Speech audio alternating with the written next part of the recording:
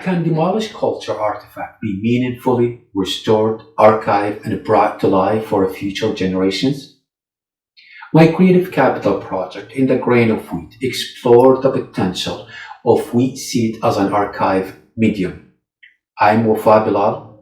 My artwork explores tension between the cultural spaces I occupy and the post-conflict culture revitalizations.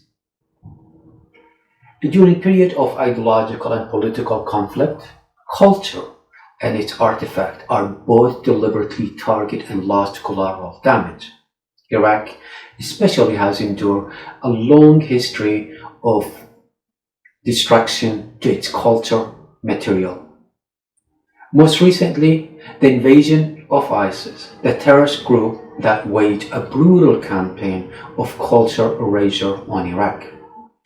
Under the sway of theological iconistic concept, the group proceeded to decimate Mosul, treasure ancient sculpture in a systematic effort to cleanse the land of its pre-Islamic heritage, to make visible their ideological dispute with the entire human project of visual representations. In terms of material culture, the city was also home to the famed Lama Su or winged bull of Nineveh. Musa Lama Su sculptures were depicted as hybrid of a human animal guarding the gates of Nineveh. But in 2015, armed with jackhammers, ISIS gouged out the Lama Su's eyes, blasted away the rest of its face, and then hacked away its body in what felt like a heartbeat. The nearly 3,000-year-old sculpture was forever effaced. In 2019, I partnered with the Metropolitan Museum of Art and began using cutting-edge scanning technology to capture high-resolution images of the Lama Su winged bull and winged lion in the museum collection. These scan and other considerations led to the development of In a Grain of Wheat. In a Grain of Wheat, we'll store the scan data in the wheat seed. Seeds have been nature storage medium throughout history, and in the context of this particular project, I'll be working with wheat as first cultivated in the Fertile Crescent, home turf of the Lama Su of Nineveh. Here, the wheat seed will play a starring role not only in the service of culture recovery and sustainability, but in provide fertile ground in which to pioneer thoughtful new intersection of a humanity, research, and data science. The future of this project is bright and manifold.